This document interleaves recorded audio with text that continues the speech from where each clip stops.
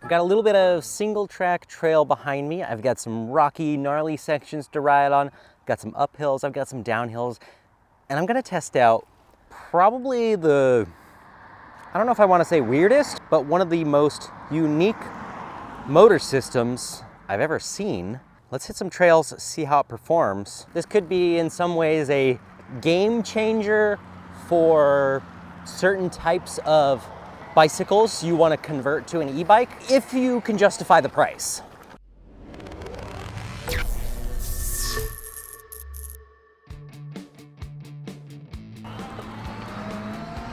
This is going to be like my first real time on a mountain bike in like 2.5 years, so I might be a little rusty.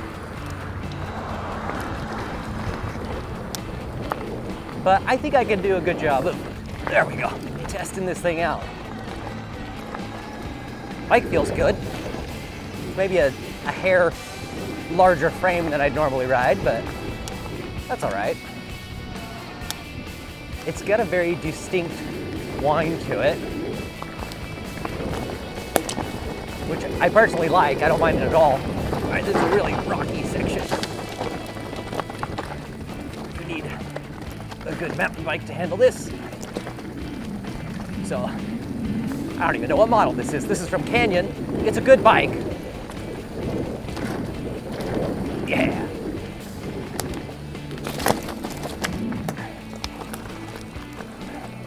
Tighten up the helmet a little bit. Whew. Forget how much work that is on your legs. Oh, there's some good trails going down. I might have to try those so we can see how this thing handles the hills back up. I'm not using the motor at all right now. We're just going downhill. Let's see what it does up this little bit of a hill. Oh yeah, that's got a lot of torque. I mean, I can with a little bit of a pedal stroke, I can wheelie the thing up the hill. Now I will say, this motor kit is lacking some features, which I'll get to in a moment. But again, listen to that whine. It sounds like a mid-drive, right? It's not, which means it must be a hub motor. Nope, it's not that either.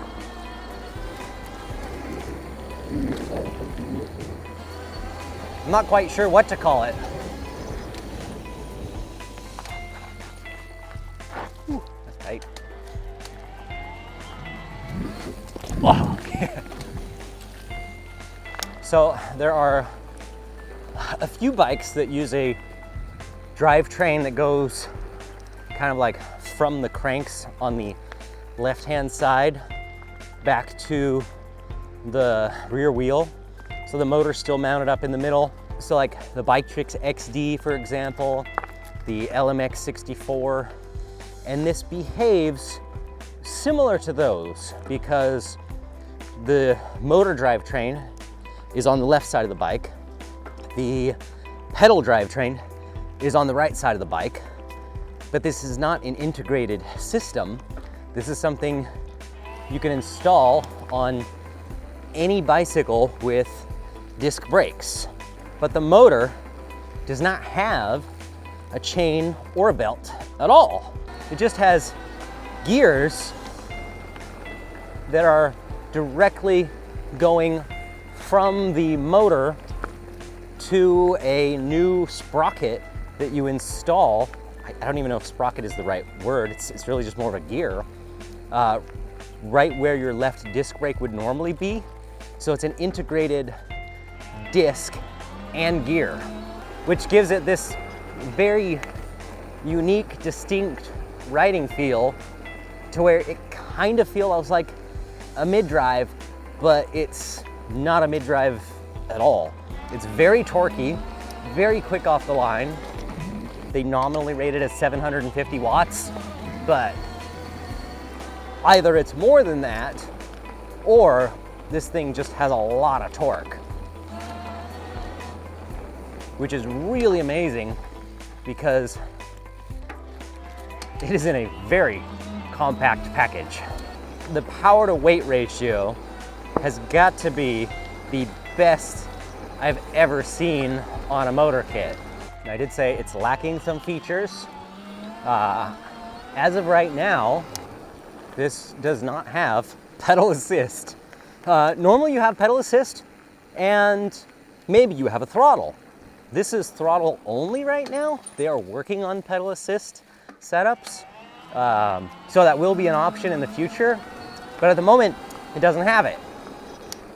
Normally you have a screen on your handlebars to monitor things like battery voltage and speed and miles per hour, and this doesn't have a screen at all. There isn't one. Literally the only thing this adds up onto the handlebars is a throttle. I'm gonna put it on the dyno in a long roundabout single track way. That's actually where I'm headed, is to take these to my dyno and give them a proper run and see what the torque figures are. I actually have 2 more battery packs in my backpack, which is probably a little more weight than I'd really want to carry most of the time. I could see 1 spare being a little more reasonable. I did say something about justifying the price of this motor kit. You think for a bare bones, minimalistic kit, it'd be affordable? Maybe one day with economy of scale it'll get there, but the motor kit's $2,000. I don't know, I don't really have a nice way to say that. It's $2,000. And some of you are gonna be shocked. I know there's gonna be comments from people saying that's way too expensive, that's ridiculous. But I understand that there is a niche market for this motor. 100% there is. And I'm gonna show you why. Whoa, so much torque.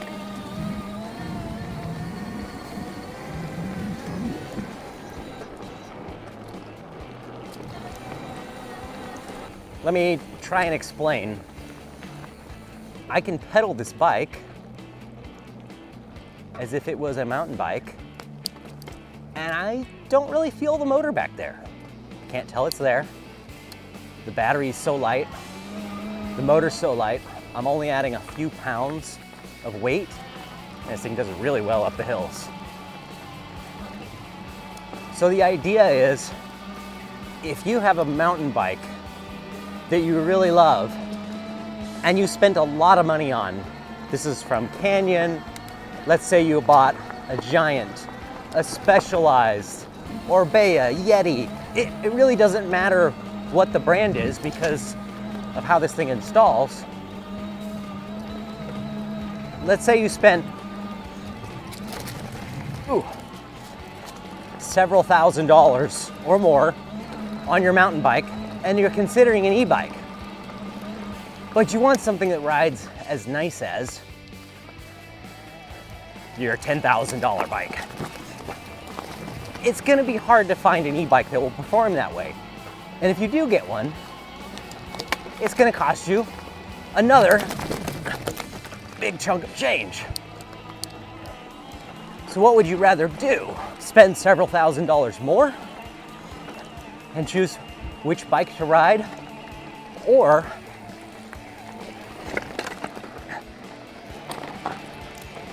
give your existing bike that you've dumped a bunch of money into a boost, but only on the days when you need it? That's the unique thing about this motor kit. Most e-bike kits take a long time to install, to set up, and it would be pretty ridiculous to take the motor kit off once you've put it on. But not this one. You can uninstall the motor literally in seconds. So on the days you just want to ride and be 100% human powered, you can do that. And then if you want a little help, maybe it's a training day, maybe you're riding with some friends on e-bikes, then you just pop the motor right back on. And I think there's a few motor kits that kind of advertise how easy they are to install. but I've never seen one that's actually a quick release system and doesn't affect the performance of the bike. Now, yes, you're adding a little bit of weight on the tail end of the bike. So if you're a downhill guy, if you go lots of jumps, you're gonna notice the bike being slightly off balance compared to normal. So far, I'm pretty impressed with the battery life.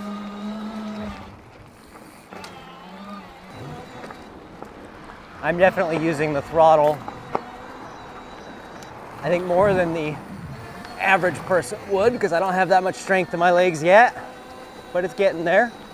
Definitely on the flats and the downhills, you can just ride it like a mountain bike.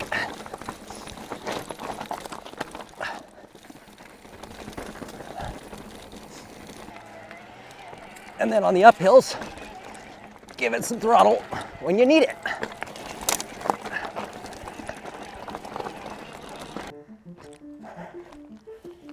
All right, I'm gonna take a quick breather and show you some close-ups of the motor system. So, here's a Canyon bike. This is a normal mountain bike. Nothing special about this bike at all as far as electronics. See, there's a throttle mounted here. It's the only wire you run up to the handlebars. There is a very simplistic battery and cradle. See how tiny this thing is? Now it makes sense why I can have 2 more of these in my backpack. There's literally one button. There's a power on-off button right there. And you have a green light that pops up. That's all you get. For your $2,000, you get 1 button. Well, 2 buttons if you count the throttle as a button, but it's not really a button. And now here is the secret sauce that makes this whole thing work. This is from Bimotal. A little toasty, but I have been pushing it hard. And they have a special brake adapter, so your brake stays in the same spot, but you're basically getting a new rear rotor with this gearing built into it. Let me go around to the other side so you can see this thing, because it really is a little marvel of engineering when you look at it from this side. So there is a helical gear that turns there. There's a little bit more of a reduction, but that's the motor. That little tiny thing, that's the whole setup, which is really impressive. That's one of the reasons it's so expensive, is it's taken a lot of time and engineering to make it so compact. And I'm probably gonna have to throw this thing on a scale, see exactly how much it weighs, but let me just show you this. Can I do this one-handed? I think I can. Okay, so we have a lever here. We just push that away from the motor. We have a lever here. Notice I have the battery, there's a little light right there, still plugged in and turned on. Don't even have to disconnect it if I don't want to. Oh, did that a little too tight. That's why it wasn't coming off easily. There we go. Motor's off. It's so light. Like, I could juggle 3 of these things. Wouldn't want to, based on the price. There's your power pins going to this connector. There's that main gear. Like I said, there's some reduction that's going on inside of here. That's where some of that whining noise is coming from. But now that I've pulled this off, I can set this down, I can pop this battery off, and now I can just ride this thing as a mountain bike without the extra weight.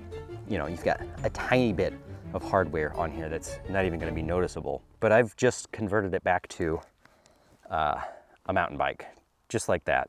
Single plug right here, Velcro strap, and that comes off. But I'm ready to ride it as an e-bike again. It's just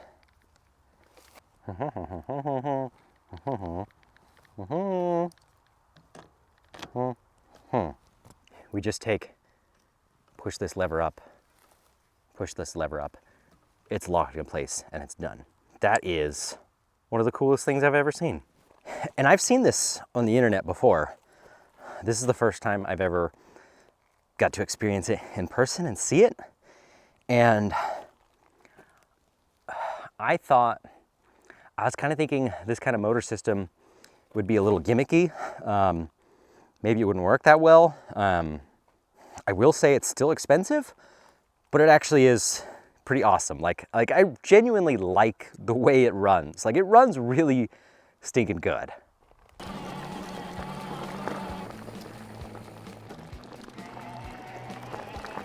And I'm sure there's gonna be people in the comments as well that are gonna say, for $2,000, I could buy an entire e-bike. And you're right, you could. You can buy an e-bike that will go further. You can buy an e-bike that probably has more power, but that's where this thing fits into its own little category of an e-bike when you want it, a proper mountain bike when you don't. And I don't think there's anything else on the market like that. Do I wish I knew how much battery I had left? Kinda. Am I worried about it? No, because I got 2 fresh batteries in my bag. Now that I have sufficient helmet hair, let's get the dyno test done. So this is what the battery looks like. Very light, very compact. Now this is only 310 watt hours, and we're seeing e-bikes with 5, 6, 7, 800 watt hours, 1,000 watt hours.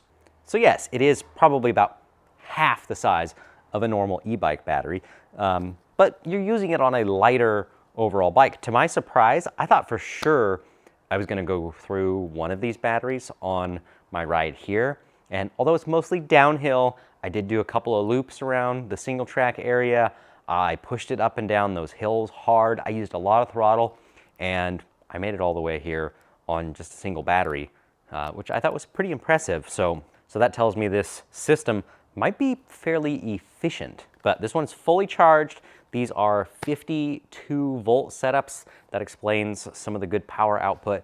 No idea how many amps the controller is rated for. It doesn't say on the motor. Haven't looked it up on their website, even know if it advertises that. But we could do some math once I have these dyno numbers and kind of figure that out. So to put a new battery on, you just set it there and just straps on with a piece of Velcro. Really simple, honestly effective. I don't even mind. Just push the button and now it's on.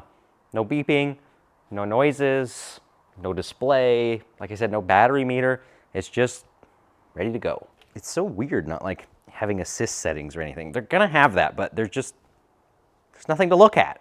3, 2, 1.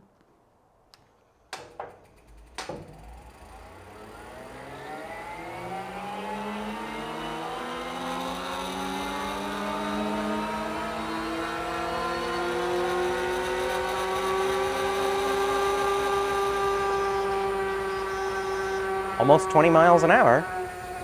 And there we have it, 908 watts. So not quite 1,000, but not bad when they call it a 750. And torque was 26.67 pound-feet. For some reason, it just feels like more. And now that I think about it, it might just be the fact that the whole bike is so light compared to your typical e-bike that it feels like more power than it really is. That's the only explanation I can think of. Bimotal, 26.67. That's gonna put it right up here. I could either put it above or below the Pucky Puppy. It's got a little more torque, a little less watts. I'm gonna put it right above it because performance-wise, this feels absolutely amazing in comparison to the bike like that, because it's probably like 50 pounds lighter. So I think that's fair. Just the button. That's all you got. But a super cool system you can install, again, on any bike, basically with a disc brake. I want to know what your thoughts are on this motor kit. Is it something you would consider putting on a high-end mountain bike or something you already own? I think it really is one of those things you have to experience to really appreciate. I personally do see the value in it. I hope that as time goes on and they sell more of these things, they can work the price down a little bit, I think it's gonna open it up to a lot more people, but I really like how compact, how light it is. It's a totally different approach to what most people are doing on the market, and I hope they succeed with this.